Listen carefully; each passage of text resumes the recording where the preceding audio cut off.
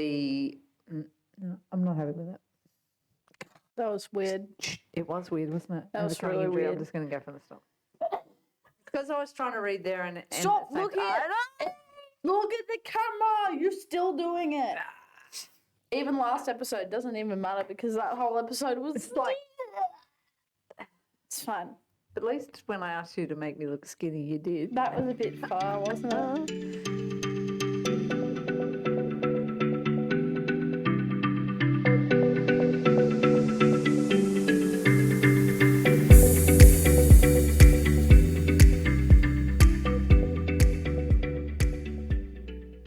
Welcome to The Connected Athlete, episode number 5.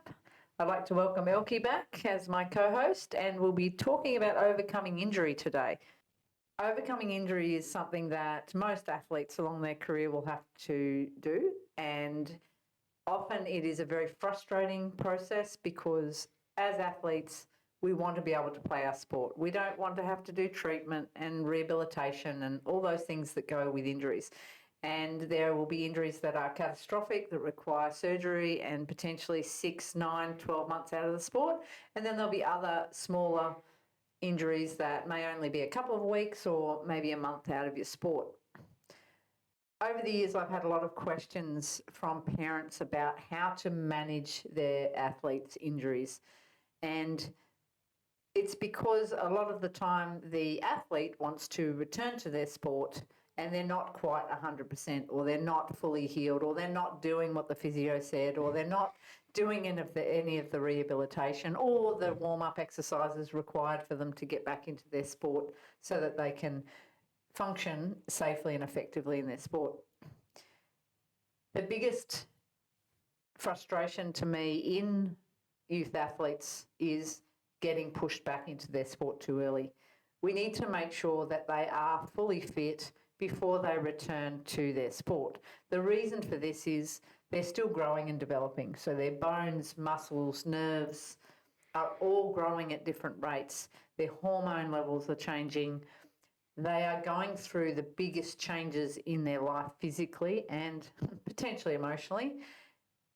And we can't return them to sport too early. And I know there's situations where there's a particular tournament coming up or there's finals coming up, and if they're particularly a crucial component of a team, that if they weren't playing it would not lead to the same result for that team, there's often that pressure from coaches and other players and parents to return that athlete to sport too quickly.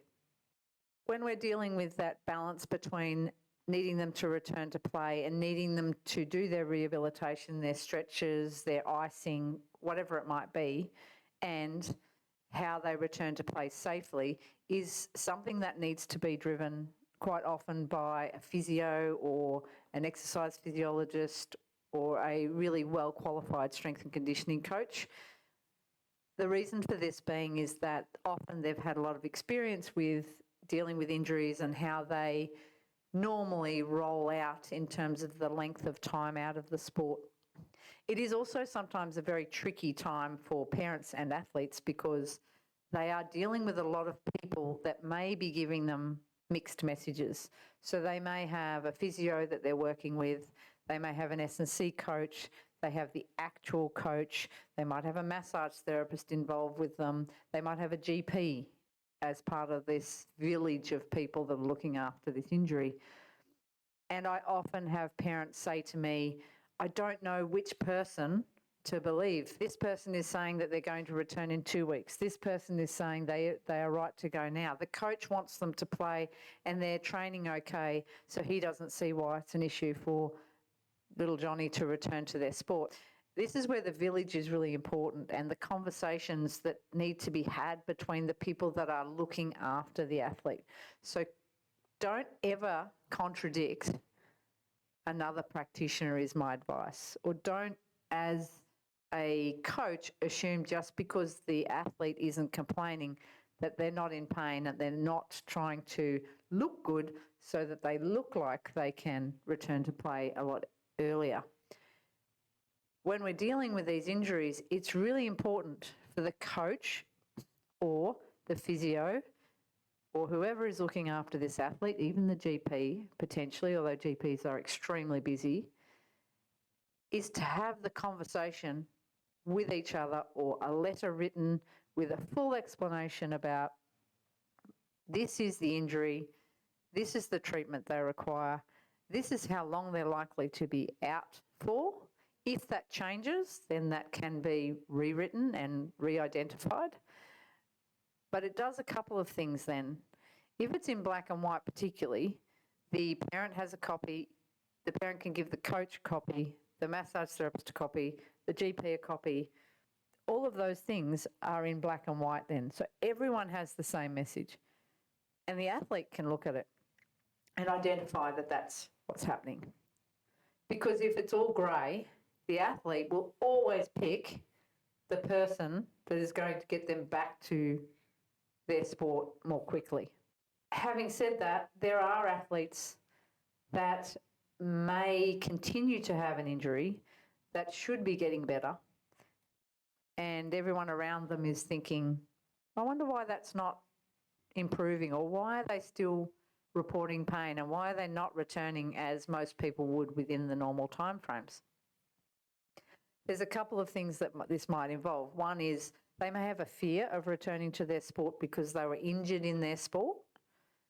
And that can be a real thing, particularly if it was a catastrophic injury where they ended up having surgery, or some kids and some athletes don't deal very well with pain. So the pain involved is something that they are responding to more than other people. And we all know that we all have different levels of pain. So when we talk about different pain tolerances, some people have a really high pain tolerance. I've had athletes that have run around on a broken ankle or a broken leg or played with a dislocated shoulder. If that had happened to a different type of athlete, they would have been in a heap on the floor. So it doesn't mean that one is necessarily better than the other, because you don't want the athlete with the high pain tolerance running around on an injury that isn't getting better, and you don't necessarily want the overcompensation of falling in a heap and not coping. So being able to identify exactly where that athlete is can sometimes be extremely hard. The next part of overcoming injury is it's a learning process for every athlete when they get injured. It's a learning on what I need to do to get myself back up to where I need to be. Am I prepared to do that? Am I prepared to do all of the exercises and treatment that's required to get back to 100%? And that's something that's really important for growing athletes. You need to get them back to fully fit and well. I've seen a lot of athletes that continue to return to their sport at 80, 90%, and then they spend the whole season in pain. They've got a sore this. They start with a sore knee, but then they're starting to get a sore hip because there's a bit of compensation and they're loading one area more than the other, or they start to roll their ankle because they're pushing more weight onto one side of their body than the other. They're getting a sore back because, they're loading their body differently. Whatever it might be, they're not fully returning. Now, some of those motor patterns that these athletes will be learning in that time can stay with them for a very, very long time. So we talk about compensatory movement patterns, and they are a real thing, and they create dysfunctional movement. So it means that if my right knee is sore and I might not be loading it as much and I'm right-handed, I might lose some of the muscle tone in my right quad. That's going to increase my knee pain potentially over time, but also by not being as strong in my right leg, which I normally probably am more dominant, I start to then use the left-hand side of my body, and that might be that I'm limping or I'm changing the way that my mechanics are, so that then as I return to play, I take those dysfunctional movement patterns back into my running action.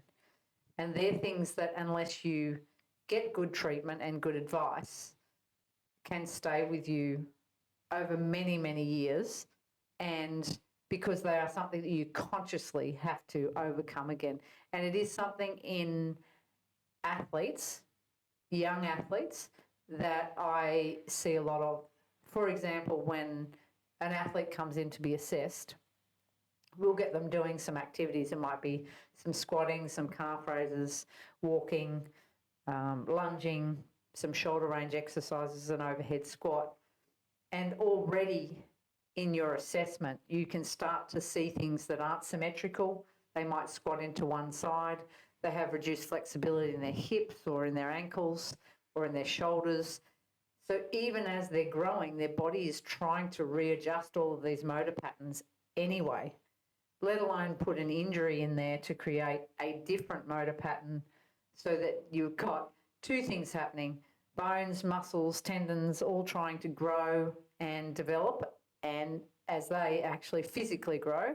And then if you put an injury in there, that starts to disrupt that process. And I think as an adult as well, we have clients coming in who are 40 to 80 years old, and we ask them their previous injury history, and they'll tell you an injury they might have had 3 months ago. And I want to know whether you've fallen off a horse when you were younger, pain. And then they say that it's because of this or this, and then you get them to move in front of you, and they're moving in those compensatory patterns because they've had an injury previously, and it could be 20 years ago. And I think that's very true. And even if you're listening to this podcast and you're thinking about some of the injuries you might have had as a kid and now you're an adult, you're probably thinking, oh, maybe some of these aches and pains that I'm having are not the original ache and pain that I suffered, but another ache and pain. So I have conversations in the clinic with people and I'll say, oh, have you ever injured your right knee or your right hip? And they'll go, yeah, but it's fine now. Like, it feels great. It's just this left hip and my lower back that's a problem on the other side. It's like, yeah, okay. Well, sometimes those things can go together. So identifying those patterns, particularly in our young athletes, is absolutely important. The problem is often those exercises are the most boring, repetitive exercises you have when you're returning to your sport or rehabilitating. So it's an important sell to these athletes about it will actually make you better and stronger and faster if you get this right, because if you're compensating, it means you're losing energy in a way that you could, if you harness that energy and put it in the right direction, you would actually achieve more. So it's about selling it, unfortunately. And sometimes you can and sometimes you can't. The next part about overcoming injury is the social component of that, because often what happens is we get injured and we don't return to our sport until we're fully ready to return.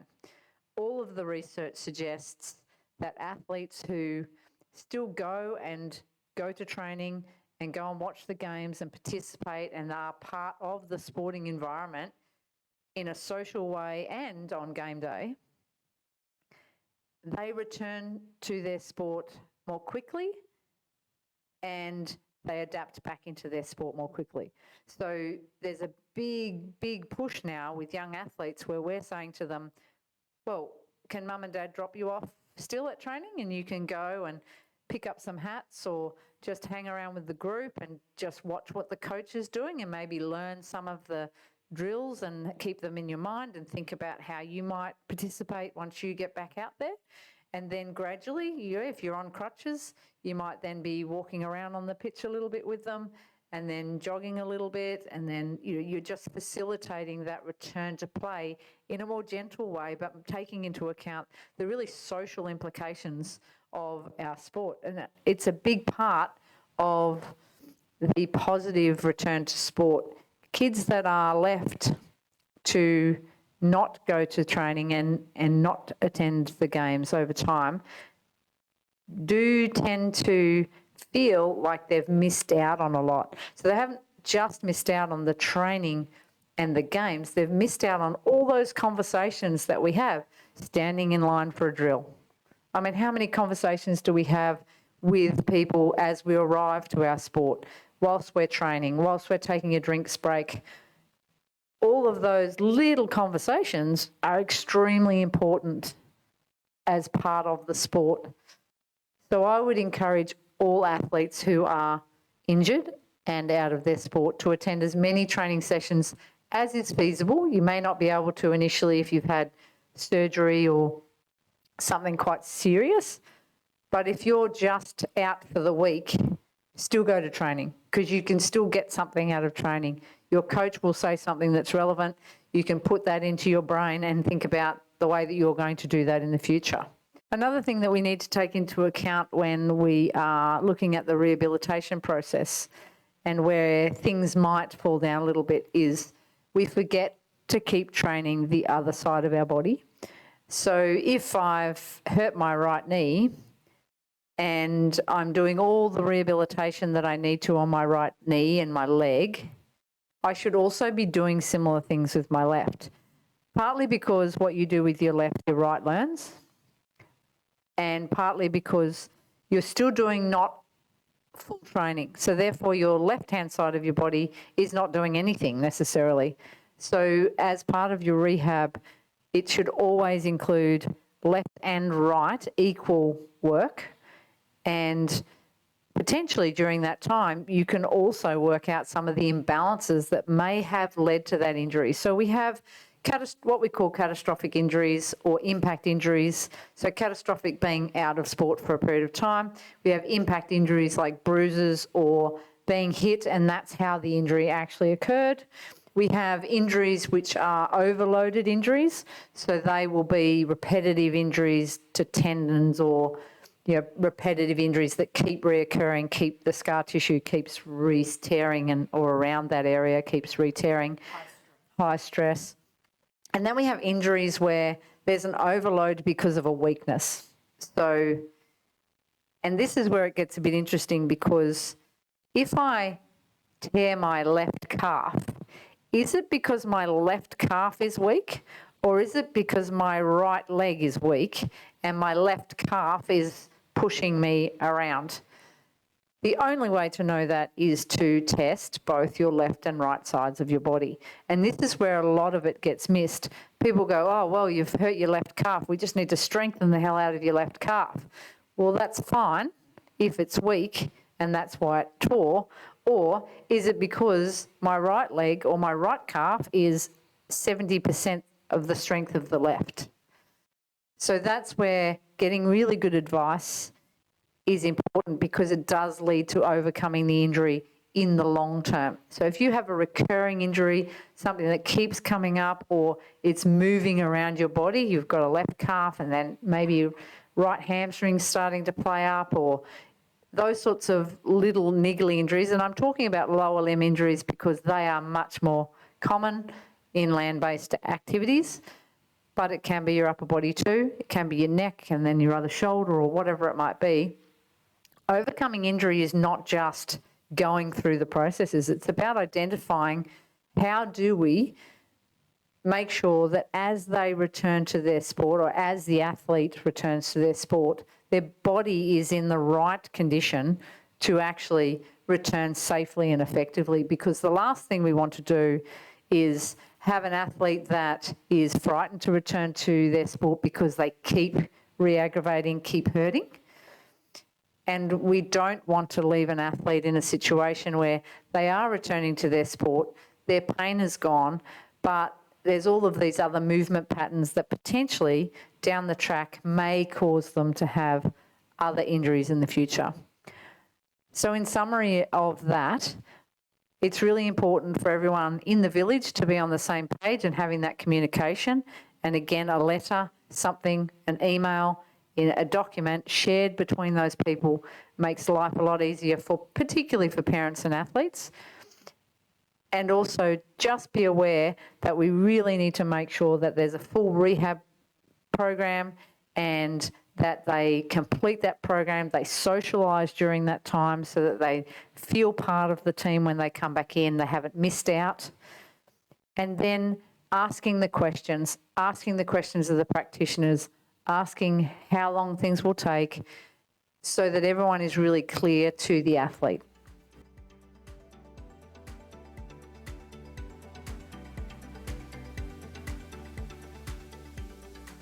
I just want to let people know that this podcast is based on a lot of experience in the industry and some of the conversations and questions that I've had throughout that career, and by no means is it specific advice, and you can take what you need from the information, and we hope that it starts to allow people to ask more questions or consider certain situations in a different way.